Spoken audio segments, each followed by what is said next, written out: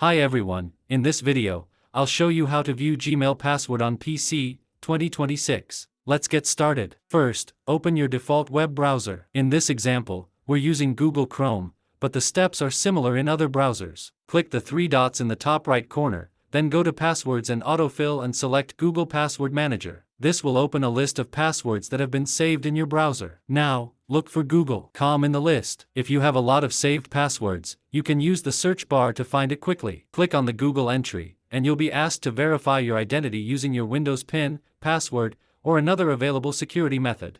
Once you authenticate, click the eye icon to reveal the saved password. You can also use the copy button if you need to copy the password. Keep in mind, this only works if your Gmail or Google account password was previously saved in your browser's password manager. If it wasn't saved, you won't be able to reveal it this way. And that's how you can view a saved Gmail password on your Windows PC. If you found this video useful, don't forget to like and subscribe. Thanks for watching.